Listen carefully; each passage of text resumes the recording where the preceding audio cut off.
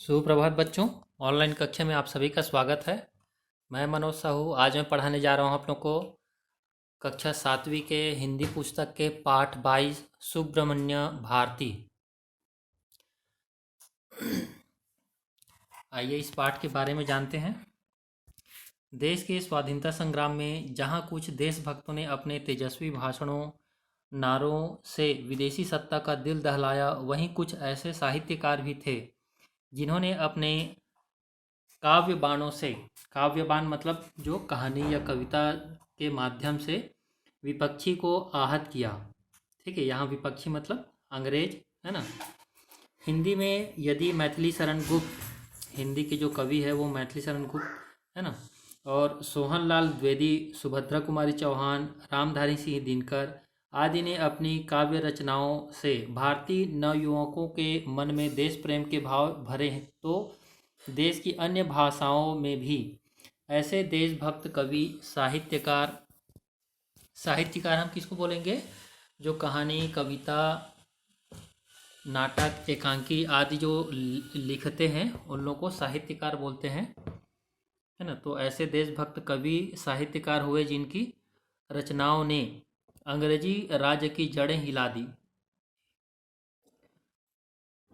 तमिल भाषा के ऐसे ही कवि थे सुब्रमण्य भारती।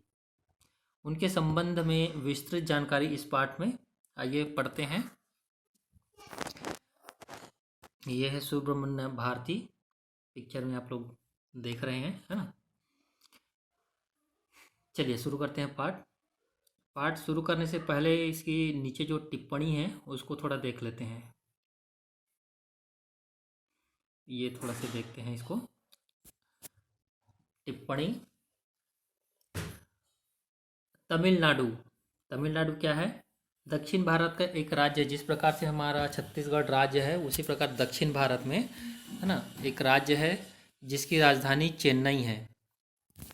यहाँ की राजभाषा तमिल है ना। चेन्नई की राजभाषा क्या है? तमिल है। आइए दूसरा देखते हैं, बाल गंगाधर तिलक। ये कौन है? कांग्रेस के उग्र पंथ के नेता, इन्होंने ही यह नारा दिया था। कौन सा नारा दिया था? स्वतंत्रता हमारा जन्मसिद्ध अधिकार है और हम इसे लेकर रहेंगे। दूसरा है विपिन चंद्र पाल, लोकमान्य तिलक के सहयोगी, बंगाल के कांग्रेस के सर्वमान्य नेता। पांडिचेरी। अभी पांडिचेरी क्या है? भारत के पूर्वी तट पर फ्रांस का उपनिवेश। ठीक है, मतलब फ्रांस के अधीन एक छोटा सा स्थान था पांडिचेरी, है ना। अब ये जो पांडिचेरी है वो केंद्र शासित राज्य है। अब यहाँ पोरोविल पर्वत पर महर्षि अरविंद का आश्रम विश्व विख्यात है। यहाँ पोरोविल नाम का जो पर्वत है, पहाड़ है ना, वहाँ पर महर्षि अरविंद का जो आश्रम है वो विश्व विख्यात है। फिर अंतिम में देखते हैं राजा जी, चक्रवर्ती राजगोपालाचार्य, है ना, स्वतंत्र भारत के प्रथम भारतीय गवर्नर जनरल थे ये। आइए अब आगे शुरू करते हैं पाठ। सुब्रमण्य भारती 20वीं सदी के महान तमिल कवि थे, है ना। 20वीं सदी मतलब 1900 पूरा पूर्ण होने के बाद जो 1901 जब शुरू हुआ तो उसको हम बोलेंगे 20वीं सदी। ठीक है, अभी कौन सी सदी चल रही है? 21वीं सदी। 2021 अभी जो है वो 21वीं सदी है ना। अब यहाँ पर 21 साल है इसलिए 21वीं सदी नहीं है। अगर 2001 होता, 2001 भी, वो भी 21वीं सदी के अंतर्गत ही आएंगे। 2001 से लेके 2099 तक।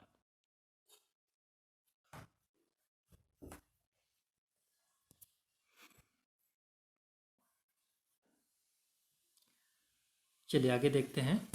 मतलब एक जो 100 साल की जो अवधि है उसको सदी बोलते हैं। तो ये अभी 21वीं सदी चल रही है। उनका नाम भारत के आधुनिक इतिहास में एक उत्कृष्ट देशभक्त के रूप में लिया जाता है। देश के स्वतंत्रता संग्राम के लिए उन्होंने जिस शस्त्र का प्रयोग किया वह था उनका लेखन। शस्त्र क्या है? जिस प्रकार से तलवार है, भाला है ना, इस तरह के जो हथियार है उसको शस्त्र बोलते हैं। तो उनका शस्त्र क्या था? उनका लेखन, है ना। कहानी या कविता लिखते थे, है ना। ये उनकी मतलब जो साहित्य है वही, उसी को उनका शस्त्र बोल रहे हैं। विशेषतया आंदोलन में भाग लेने के लिए प्रेरित किया। सुब्रमण्य भारती का जन्म तमिलनाडु के एक मध्यम वर्गीय परिवार में 11 दिसंबर सन 1882 को हुआ था। कब हुआ था? 11 दिसंबर सन 1882, है ना। उनके पिता का नाम चिन्ना स्वामी अय्यर और माँ का नाम लक्ष्मी अम्माल था। बचपन में भारती को सुब्बैया कहकर पुकारा जाता था। बचपन से ही वे कविताएं लिखने और उनका पाठ करने के बहुत शौकीन थे। आइए आगे देखते हैं। एट्टाईपुरम के राजा ने 11 वर्षीय सुब्बैया को राज दरबार में कविता पाठ करने के लिए आमंत्रित किया। राजा के दरबार में एकत्र हुए विख्यात कवि उनका कविता पाठ सुनकर दंग रह गए। उन्होंने उन्हें भारती की उपाधि से सुशोभित किया, है ना। इस तरह वे सुब्रमण्य भारती के नाम से प्रसिद्ध हो गए। ठीक है। उनको राजा के दरबार में एकत्र हुए जो विख्यात जो कवि है उनका कविता सुन के दंग रह गए, है ना। और उन्होंने उन सभी लोगों ने मिलकर उन्हें भारती की उपाधि दी और इस तरह से वे सुब्रमण्य भारती के नाम से प्रसिद्ध हो गए। जब सुब्बैया 14 वर्ष के थे तभी उनका विवाह हो गया था। पहले के समय में कम आयु में, कम उम्र में शादी हो जाती थी, है ना। तो उनकी पत्नी चेल्लम्माल, उनकी पत्नी का नाम क्या है? चेल्लम्माल, है ना, चेल्लम्माल उस समय 7 वर्ष की थी। कुछ दिनों बाद सुब्बैया के माता पिता का स्वर्गवास हो गया। सन 1898 में भारती आगे पढ़ने के लिए वाराणसी अभी बनारस हो गया है ना, बनारस अपनी काकी के पास चले गए।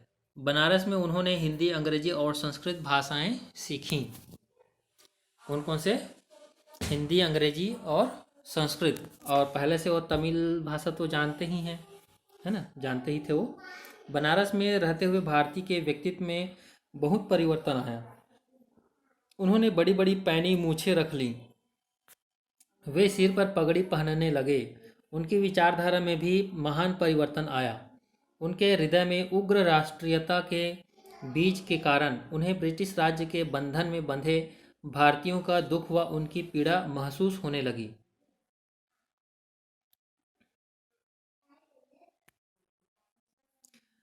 अपने साथ देश प्रेम की भावना सुलगाए देशभक्त कवि भारती 4 वर्ष बाद बनारस से घर लौटे। जीविका के लिए वे चेन्नई, अभी तत्कालीन मद्रास, है ना, में प्रसिद्ध तमिल दैनिक स्वदेश मित्रन में सहायक संपादन की हैसियत से नौकरी करने लगे, जिनके संस्थापक थे महान नेता जी सुब्रमण्य अय्यर। अपने गीतों के माध्यम से भारतीय लोगों के हृदय में राष्ट्रीयता की भावना जगाने लगे। जंगल की आग की तरह फैलते फैलते ये गीत शीघ्र ही राज्य के अधिकतम व्यक्तियों के हृदय तक पहुंच गए। सन 1907 में भारती ने सूरत के कांग्रेस के अधिवेशन में भाग लिया।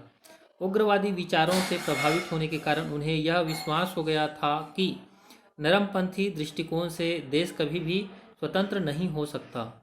उनके मन में बाल गंगाधर तिलक और विपिन चंद्र पाल के प्रति बहुत सम्मान उत्पन्न हो गया।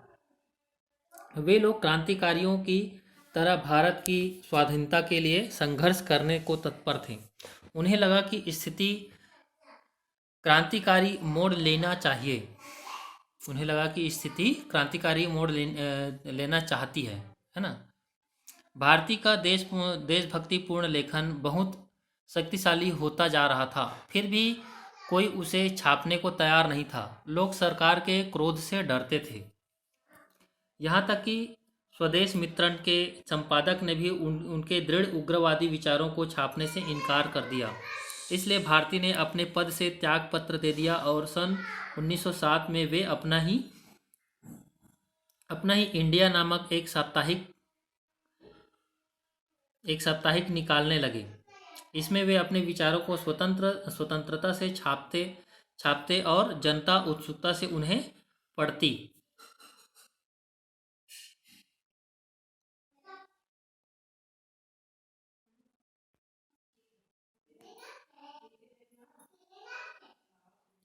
चलिए आगे देखते हैं।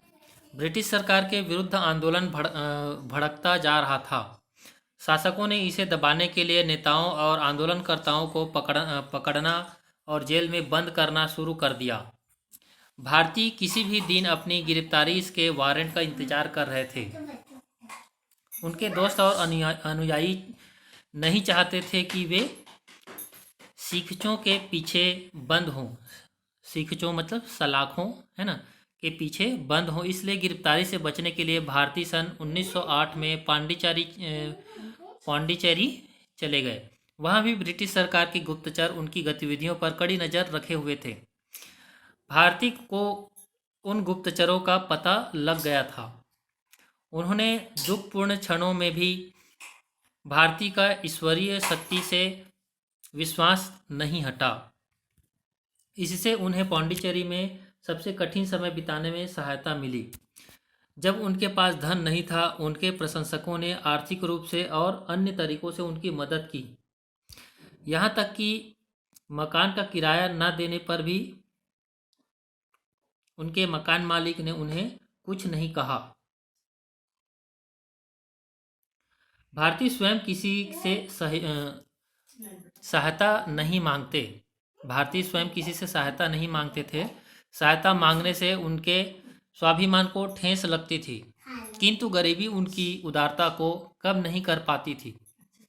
एक बार उन्होंने अपना बहुमूल्य जरी के बॉर्डर वाला अंग वस्त्र तक, जिसे किसी अमीर प्रशंसक ने उन्हें दिया था, एक गरीब को दे दिया था।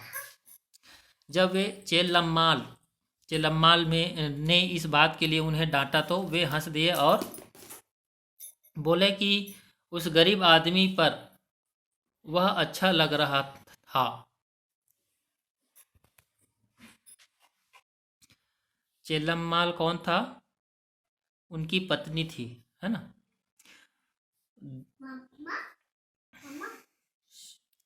दूसरों की खुशी उनकी अपनी खुशी थी। वे अपने लेखन में अक्सर यह बात व्यक्त करते थे कि समस्त जीवन प्राणी एक सर्वोच्च शक्ति की अनुपम रचना है और उसकी नज़र में हम सब बराबर हैं। ऐसा लगता था कि जंगली जानवर भी भारती के सच्चे प्यार को जानते थे। एक बार जब भारती और चेल्लम्माल चिड़ियाघर में घूम रहे थे, वे शेर के पिंजरे के बहुत करीब चले गए और जंगल के राजा को बुलाकर उसने बोले कि कविता का राजा तुमसे मिलने आया है।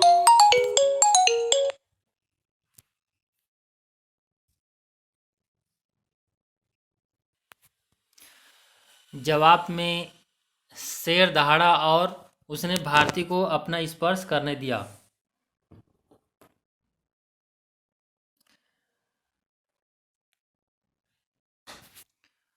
इस आश्चर्यजनक दृश्य को देखकर अन्य दर्शक भौचक्के रह गए। भारती को बच्चों से बहुत प्यार था। उन्होंने बच्चों के लिए द चाइल्ड सॉन्ग्स मतलब बच्चे का गीत लिखा, उसे धुन दी और गाया भी। भागो और खेलो, आलसी मत बनो मेरे प्यारे बच्चों, मिलजुल कर खेलो, कभी भी घबराओ नहीं मेरे प्यारे बच्चों, यही जीवन का ढंग है मेरे प्यारे बच्चों, है ना। ऐसा करके उन्होंने कविता लिखी है उन्होंने। भारती ने स्वतंत्र भारत के ऐसे लोगों की कल्पना की थी जो उच्च विचारों को आत्मसात कर उन्हें बढ़ावा दें। वे सहज ही पिछड़ी जाति के हिंदुओं और मुसलमानों से हिल मिल जाते थे। अब तक गांधी जी का सार्वभौमिक भौमिक प्रेम और भाईचारे का संदेश देश भर में चारों ओर फैलने लगा था। इससे प्रभावित होकर भारती ने लिखा, रे मेरे मन मधुर, दया दिखा शत्रु पर, उनका विजय नाद का गीत जिस पर नृत्य भी किया जाता है, कहता मानव सम्मान एक समान, मानव मानव एक समान, एक जाति की एक संतान, एक जाति की हम संतान। यही दृष्टि है खुशी आज की, बजा नगाड़ा करो घोषणा प्रेम राज्य की। इस प्रकार से कविता है ना। आगे देखते हैं। भारती जी ने गांधी जी की प्रशंसा में कविता लिखी। भारती ने गांधी जी की प्रशंसा में कविता लिखी। बहुत वर्षों तक जियो गांधी महात्मा, ऐसा करके भारती गांधी जी से चेन्नई में सन 1919 में केवल एक बार मिले थे, और वह भी कुछ क्षणों के लिए, मतलब कुछ ही समय के लिए, है ना, कुछ पल के लिए। गांधी जी ने राजा जी और अन्य कांग्रेसी नेताओं और देशभक्तों से कहा था, भारतीय देश का एक ऐसा रत्न है जिसकी सुरक्षा और संरक्षण करना चाहिए। लेकिन बहुत जल्दी ही उनका अंत आ गया। भारतीय नियमित रूप से मंदिर जाते थे। वहाँ मंदिर के हाथी को नारियल देने में उन्होंने कभी भी चूक नहीं की। एक दिन हाथी मस्ती में था। इस बात से अनभिज्ञ भारतीय हमेशा की तरह नारियल खिलाने सब उसके करीब गए। हाथी ने उनके अपनी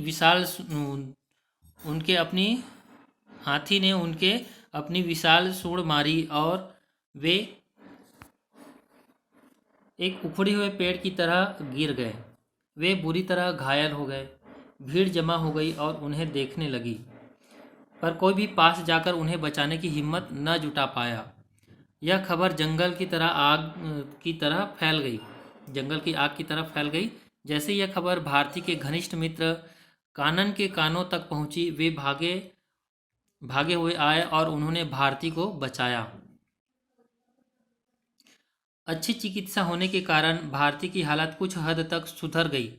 वे मन से अपने आप को स्वस्थ मानते थे और इसलिए यह विश्वास करने से इनकार करते थे कि उनकी सेहत गिर रही है। वे तब तक अपने क्षीण स्वर में गाते रहे। क्षीण मतलब कमजोर, है ना। क्षीण स्वर में गाते रहे जब तक कि 12 सितंबर सन 1921 को उनकी आवाज़ सदा के लिए शांत न हो गई। जब भारत स्वतंत्र हुआ तब भारती की रचनाएं विस्तृत रूप से प्रकाशित होने लगी। आज विश्व के पुस्तकालयों में उनकी किताबें संग्रहित हैं, मतलब इकट्ठा करके रखे हुए हैं, है ना। अन्य भारतीय भाषाओं में अनुवाद होने के साथ साथ अंग्रेजी, रूसी और फ्रेंच भाषा में भी उनकी पुस्तकों का अनुवाद हुआ है। सुब्रमण्य भारती की याद में एट्टापुरम में भारती मंडप स्थापित किया गया है। यहाँ तमिल में महात्मा गांधी द्वारा लिखे शब्दों को पढ़ा जा सकता है। उन्होंने भारती को अमर बनाया। जिन्होंने भारती को अमर बनाया, उन प्रयासों को मेरा आशीर्वाद। चेन्नई के समुद्र तट पर भारती की एक प्रतिमा है। ऐसा प्रतीत होता है कि अनंत लहरों का लयबद्ध नाद उनकी कविताओं को गुनगुना रहा है। भारती द्वारा रचित उनकी आखिरी गीत जो उन्होंने चेन्नई के समुद्र तट पर हुई सभा में अपने मृत्यु के कुछ सप्ताह पहले गाया था, उनके बहुत लोकप्रिय गीतों में से एक हैं। भारतीय समुदाय अमर हो, जय हो भारत जन की जय हो। भारत जनता की जय जय हो, जय हो, जय हो, जय हो। आइए, इस तरह से ये हमारा पाठ पूरा हो गया।